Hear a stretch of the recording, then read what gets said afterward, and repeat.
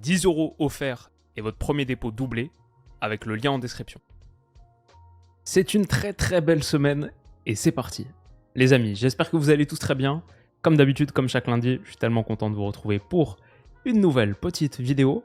Et cette fois, Preview Champions. Ouais, parce qu'on y est 5 mois, ça fait 5 mois, après le lancement de cette campagne de Ligue des Champions 24-25, la nouvelle formule, la nouvelle édition.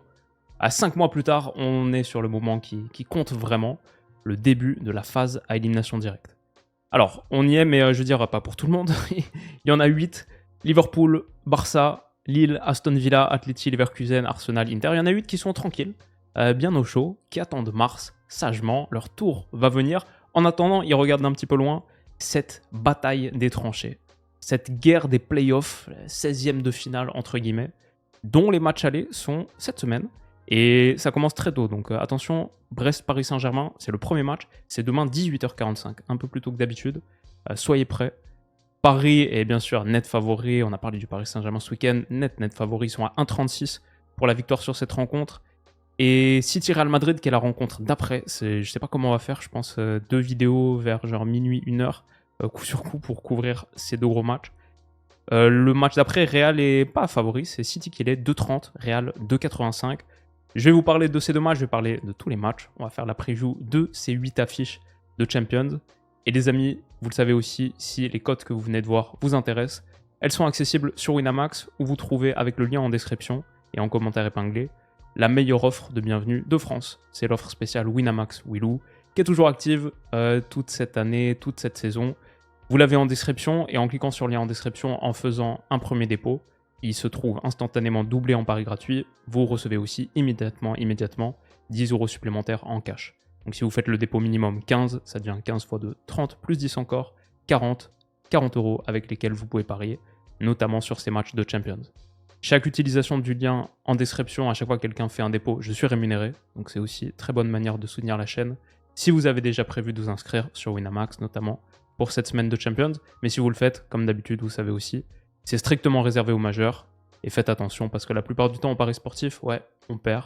Et peut-être encore plus en Ligue des Champions. Voilà, on est parti.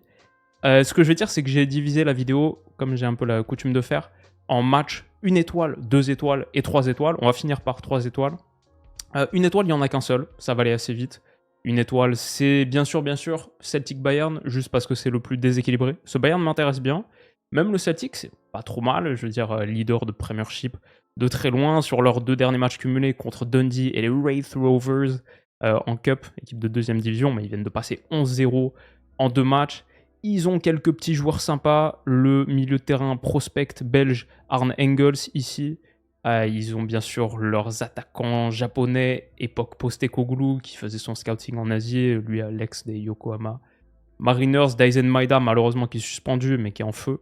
Suspendu contre le Bayern. Qui est-ce qu'ils ont aussi? Reo Atate.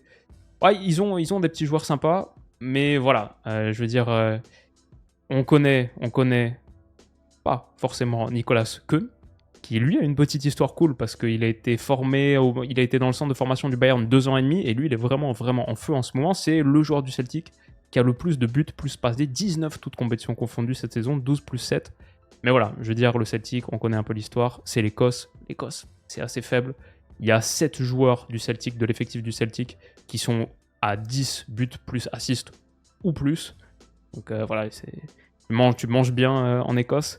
C'est pas forcément indicatif de leur qualité dans les grandes rencontres de Champions. D'ailleurs, en Champions, je trouve que leur parcours, ok, ils se sont qualifiés, même en jouant pas trop mal. Mais défaite contre Aston Villa J8, victoire poussive contre Young Boys, qui était la pire équipe, ou la 2e pire équipe de cette phase de ligue. Slovan Bratislava d'ailleurs, qui était la pire équipe, je pense. Ils les ont battus 5-1 au début, mais ils ont eu un parcours, je vais pas dire facile, mais pas le pire. Ils ont battu Leipzig, c'était un bon résultat, mais nul poussif aussi contre Zagreb, contre Bruges. Ouais, c'est défait 7-1 contre Dortmund. Pas incroyable non plus ce Celtic.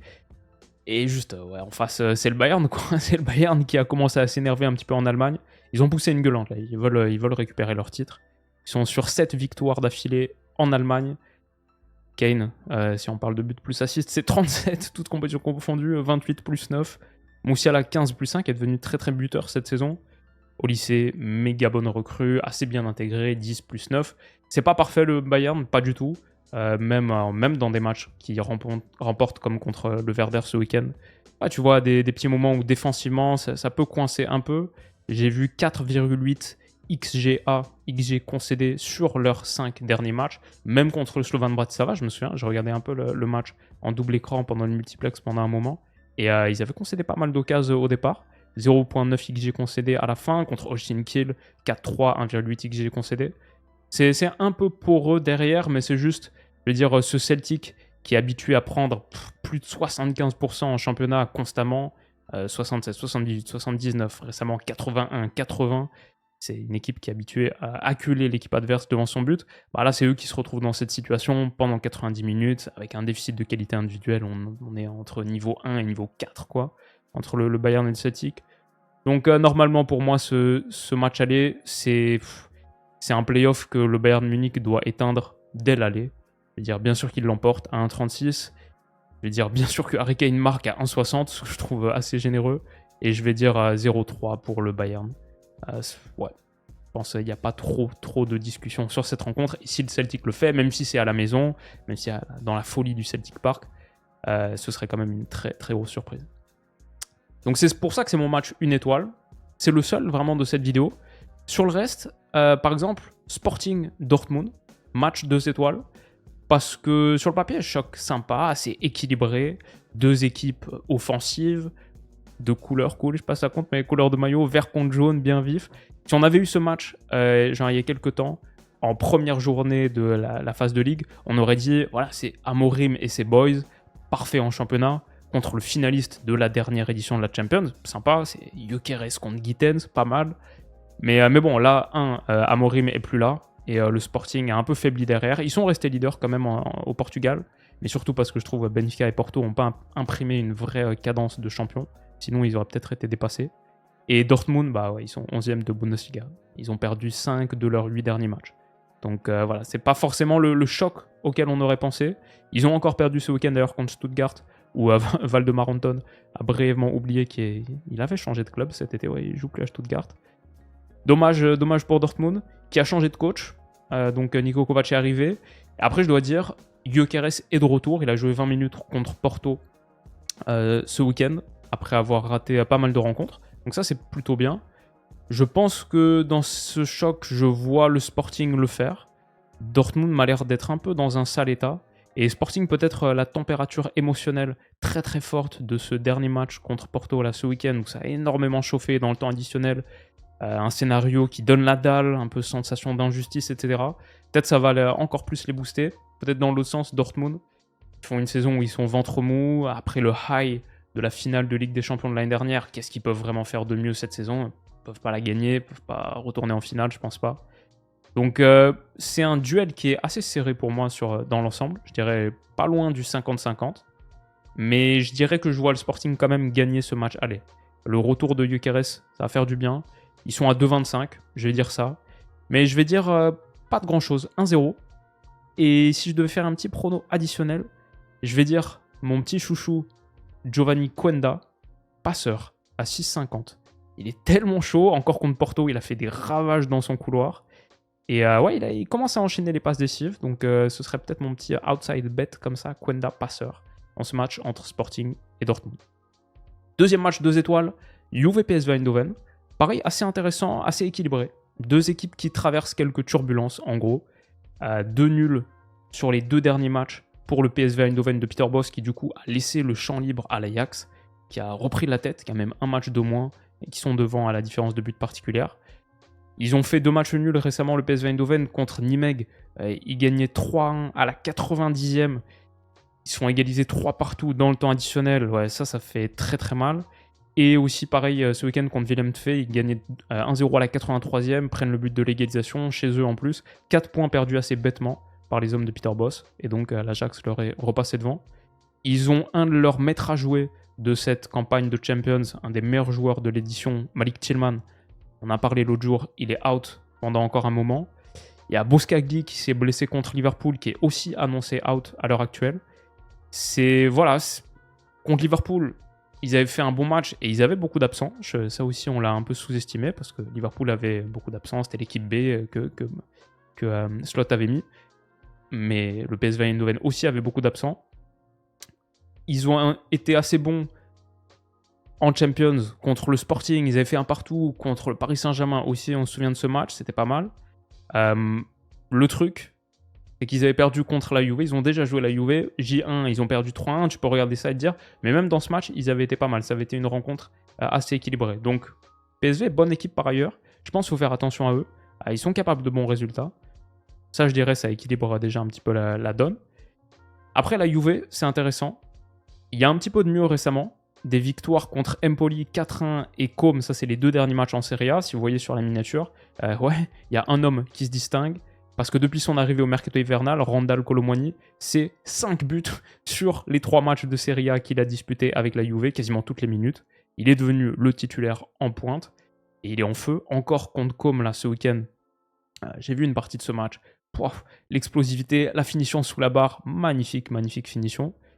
Ça a été un des héros de cette rencontre, avec Di Gregorio quand même dans les buts, ce qui dit pas mal de choses de cette Juve qui est pas solide, qui est pas parfaite, qui a vécu des turbulences, aucune de plus que contre Benfica. L'autre jour quand ils ont perdu 2-0, ils ont des problèmes de blessures bien sûr, ils ont pris Renato Veiga et Lloyd Kelly au mercato hivernal pour renforcer un peu leur charnière avec la blessure de Bremer, mais bon, la réalité c'est que même Wea, Gatti, Veiga, Savona, et devant, c'est pas très clair non plus. Il y a des gros talents. Yeddi, c'est bien. Kolo Muani qui est en feu, etc. Mais la réalité, c'est que, ouais, comme on sait, Mota a pas trouvé son 11. Offensivement, a pas encore trouvé la formule. Tout peut arriver dans ce match. Mais quand je vois les codes, je me dis que la Juve est un petit peu trop favorite. 1,92 face à un PSV Eindhoven qui, attention, ok, ils ont fait 2 matchs nuls récemment, mais ils ont de la qualité. Je dirais que c'est peut-être un peu trop favorable à cette Juve qui est pas réglée encore. Moi, je mettrais même plus match nul. Je dirais 3,55 sur ce match aller. Je vais dire un partout à 5,80. Et par contre, Kolo Muani buteur à 2,85, j'avoue, c'est assez attractif. Pour lui qui a joué toutes les minutes pour l'instant, quasiment. Et qui va avoir du temps de jeu, qui va avoir des opportunités face au PSV.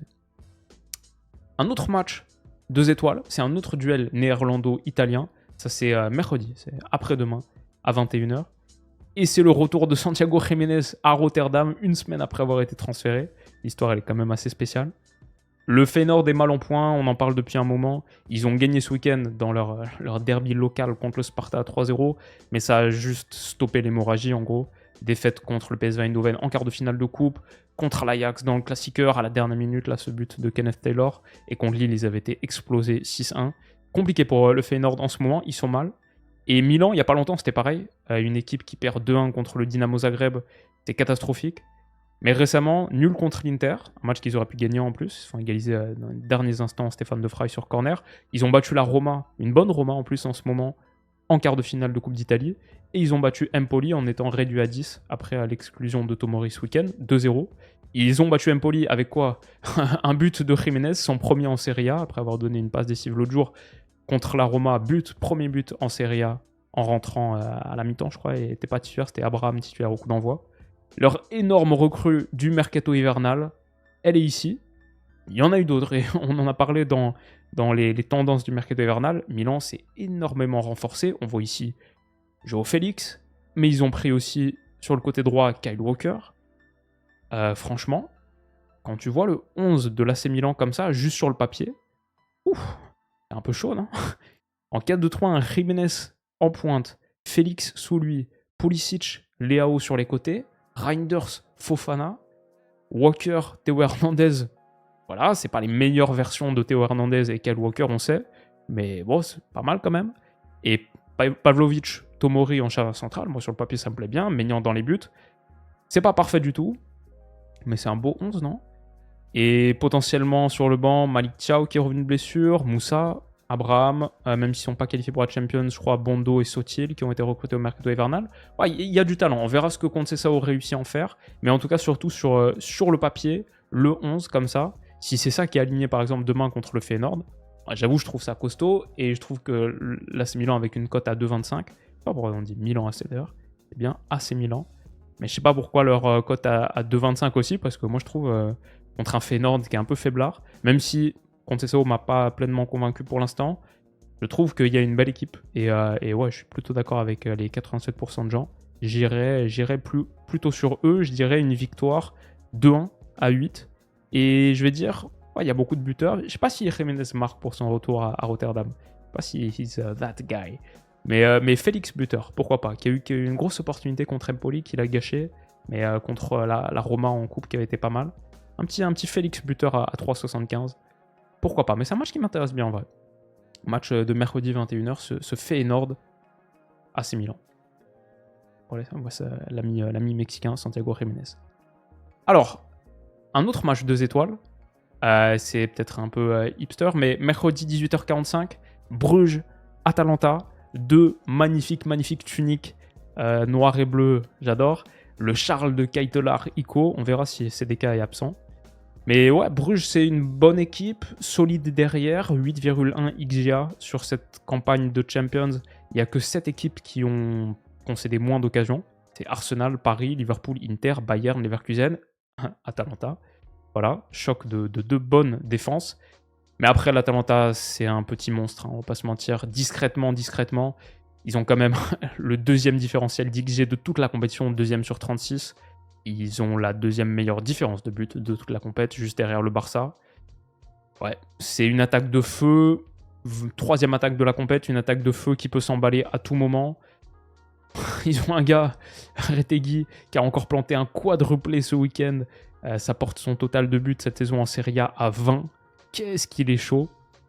Et ouais, en Serie A, il y a un petit peu d'inconstance peut-être pour l'Atalanta, qui du coup se retrouve un peu distancé dans la course au titre, 50 points. Ils sont vraiment la troisième meilleure équipe d'Italie cette saison. Mais en Europe, une seule défaite en 8 matchs, c'était contre le Real Madrid 3-2. Ils avaient tenu le Barça en échec 2 partout. Ils avaient tenu Arsenal en échec 0-0 la première journée. C'est cool, c'est le match de 18h45 mercredi, donc on va vraiment pouvoir le voir. Et je le regarderai, je pense, avant le Monaco-Benfica de 21h. L'Atalanta a quelques absents, mais je dirais 2-0-5, je trouve ça assez intéressant quand même. Pour un club que de tout ce qu'on a vu pour l'instant, je dirais est solide favori de ce duel. Je sais pas s'ils vont le faire à l'extérieur, mais honnêtement, quand ils se réveillent, quand ça joue bien, ça joue vraiment bien. Donc j'ai du mal à partir contre l'Atalanta pour l'instant de ce que j'ai vu. Je vais dire 2-0 pour l'Atalanta. C'est à 8,50. Et le petit Retegui buteur à 2,50. Pas mal. Voilà mon prono pour ce Bruges-Atalanta. Il reste 2 matchs, 2 étoiles. Le premier, c'est Monaco-Benfica. Alors, Monaco éviscéré par Paris vendredi. On en a parlé, on a fait longue vidéo de 30 minutes samedi. Ça reste une équipe talentueuse. Zakaria, Minamino, Akliouche, Biret, qui va jouer. Qu'est-ce qu'on peut dire d'autre? Ben Seguir. Ils ont de bons joueurs. Singo, malheureusement, qui ne devrait pas revenir. Je vois quand même Benfica légèrement favori de ce duel. Pas parce qu'ils l'ont emporté la dernière fois qu'ils se sont joués, parce que c'était tellement particulier, un arbitrage tellement sévère contre Monaco. C'est pas pour ça, mais quand je regarde les chiffres avancés, déjà les chiffres d'âge, l'âge moyen de Monaco sur ces 8 rencontres de Champions, c'était la 6e équipe la plus jeune des 36. Ça veut pas tout dire, parce que par exemple Paris était la 4e, Sporting était 3e. Mais je vois avec Benfica une équipe qui est plus expérimentée, un plus gros club, plus de joueurs qui ont l'habitude de ces grands rendez-vous, phase à élimination directe de Champions. Ça compte pas mal. Et aussi, au-delà de ça, sur le différentiel d'XG, stat qu'on regarde pas mal pour évaluer la qualité des phases de ligue de ces deux. Benfica est net au-dessus, plus 7 en XGD. Monaco, moins 1,5. Je veux dire, pas trop d'équivalent, même si les deux ont fait 4 victoires, 1 nul, 3 défaites. Pour moi, c'est pas la même qualité de match qui a été produite. Benfica, ils ont battu la Juve 2-0. Ils ont perdu contre le Barça 4-5, un match où ils ont pris une remontada, mais ça aurait pu tourner dans l'autre sens sur la dernière action. 0-0 contre Bologne, comme ça, on dirait pas un gros résultat, mais c'est un très bon Bologne, je trouve. Comme on a dit, ils ont battu Monaco. Ils ont plutôt bien résisté au Bayern, ils ont perdu que 1-0. Il y a cette défaite contre le Feyenoord qui fait mal, 3-1. Mais juste avant, ils avaient tapé l'Atleti 4-0. Donc ouais, je trouve Benfica, c'est une bonne équipe, très souvent sous-cotée, très souvent sous-estimée. Ils ont eu leur moment de flottement, c'est vrai, en championnat. La défaite 3-1 contre, comme on disait l'autre jour, le Casapia de José Fonte. Ok. De Jérémy Livolan. Ok, c'est pas top. Mais ils ont aussi gagné la Coupe de la Ligue contre le Sporting en finale il y a un mois. Sur ce match, j'ai vu que Mawissa est suspendu, j'ai vu que Singo est blessé, même Lamine Camara pas forcément remis. On verra, ça on ne sait pas forcément. Et c'est vrai que Benfica, ils ont pris 2 joueurs, il y a 2 joueurs qui se sont fait les ligaments croisés en 5 minutes ce week-end, les pauvres, Jonathan Ba, latéral droit, et Silva, qu'ils ont recruté. Donc ça, c'est dommage pour eux. Di Maria est incertain aussi. On verra quel 11 ils réussissent à aligner. Moi, j'ai dit que je voyais Benfica légèrement favori sur cet affrontement au global, genre 55-45. Je pense, j'aime bien Monaco, mais je trouve on sous-estime Benfica. Sur ce match, à Monaco, avec Di Maria incertain, je dirais match nul à 3,60. Je dirais un partout à 6. Et par contre, Pavlidis qui est en feu à 2,70, qui fait que marquer en ce moment, pourquoi pas. Si vous voulez tenter le coup à Mika Biret, qui a été muet contre Paris, mais sinon très très intéressant. C'est aussi 2,70, mais je partirais peut-être sur Pavlidis. Il reste un match 2 étoiles. Il aurait pu être un match 3 étoiles, parce que Brest-Paris Saint-Germain, c'est après tout un duel franco-français. C'est le Paris Saint-Germain en phase d'élimination directe de Champions. C'est toujours un moment important de ma saison que je kiffe. Et c'est Brest qui est en plein dans l'histoire, qui est le premier match d'élimination directe de Champions de son histoire. Ça pourrait être un match 3 étoiles, mais on est honnête, ça pourrait aussi être un match 1 étoile, parce que à côté de Bayern-Celtic, c'est sans doute l'autre rencontre très très déséquilibrée de ces huitièmes de finale. Ça ressemble à du 90-10. C'est pas que l'ogre brestois soit incapable d'une belle sortie européenne, non, mais c'est juste que ce pari-là, comme on en a parlé ce week-end, m'a juste l'air trop fort. Ce PSG monte en puissance, ouais, ils sont de plus en plus chauds, et dans tous les compartiments du jeu, je vois une équipe qui monte sévèrement en température, la possession, la contre-pression, la finition, où ils sont de plus en plus létals, à l'image d'Ousmane Dembélé. Le 11 qu'ils peuvent aligner, c'est quand même très très fort. Dembélé, Barcola, Kfara, Ruiz, Vitinha, João Neves, le Poulpe, Hakimi qui va faire son retour, Mendes, Pacho, Marquinhos, Donnarumma. Ah ouais, c'est sûr que c'est fort. Et il y a 10 jours à peine, ils démontent les Brest à Brest 5-2 avec un triplé d'Ousmane, du Baron. Donc ouais, Brest, ils n'ont pas battu Paris depuis 1985. C'est 29 matchs consécutifs sans défaite dans ces rencontres pour le Paris Saint-Germain. Soyons clairs, si Brest élimine Paris, c'est coté à 9, qualifié du Paris Saint-Germain à 1,05. Si Brest élimine Paris, c'est top 5 des surprises de la Champions au 21e siècle. Et je pense difficile d'aller dans un autre sens. Donc, je ne dis pas que Paris plie forcément l'affaire dès l'aller. Brest peut mettre une petite bourrasque. La fierté, l'agressivité dont ils sont capables. Même l'autre jour, je pense le 2-5, il est un peu trompeur. En vrai, ça se délie surtout sur la fin. Mais tout de même, il me semble y avoir un tel différentiel entre les deux. Et ce Paris Saint-Germain est tellement fort en ce moment que je les vois l'emporter. Dur de voir autrement. Est-ce que vous voyez Brest le faire? Est-ce que vous voyez même un match nul dans ce match? Si oui, je suis très curieux que vous me donniez votre raisonnement.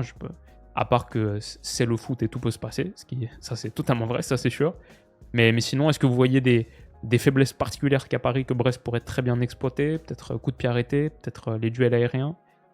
Qu'est-ce que vous sentez sur ce match? Mais ouais, moi je dois dire, je vois le PSG le faire. Je dirais pas forcément un truc qui plie le match dès l'aller, comme on a dit. Peut-être 2-1 à 7,50. Mais Dembélé buteur à 1,96.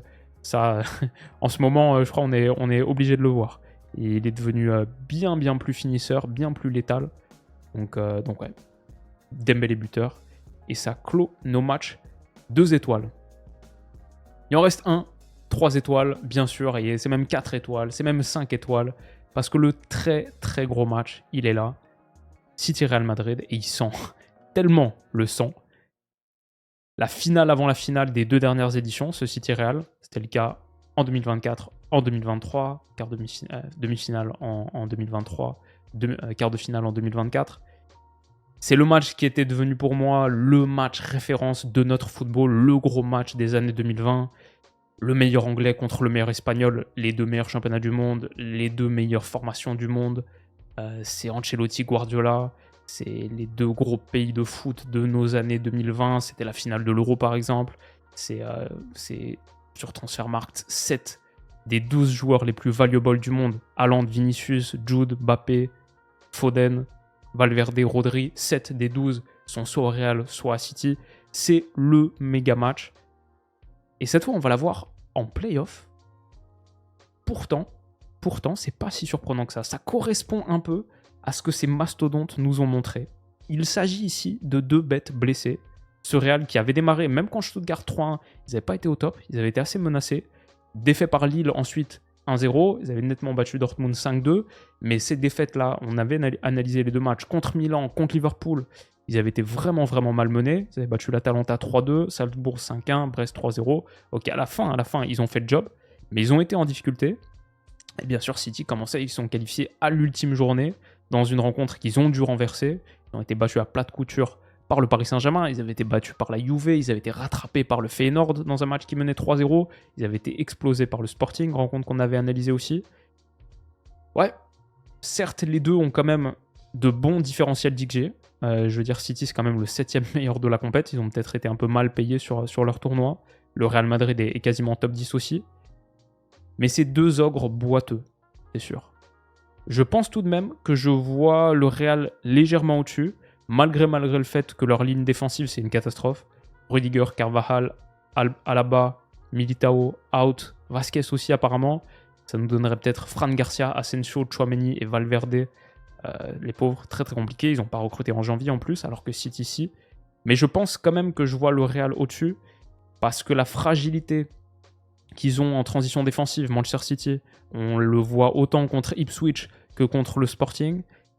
Une zone dans laquelle, pour le coup, le Real brille bien. L'exploitation de ces grands espaces en contre-attaque.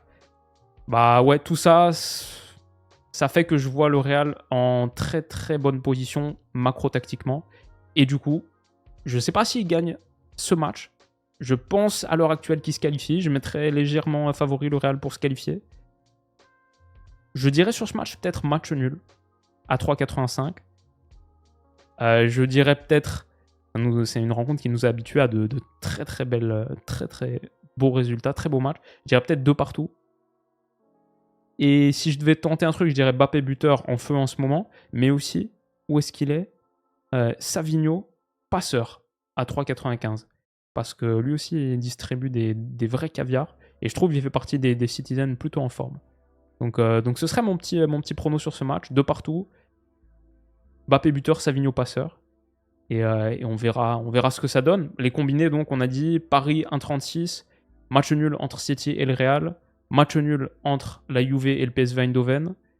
Sporting, Borussia Dortmund. Une légère victoire du Sporting.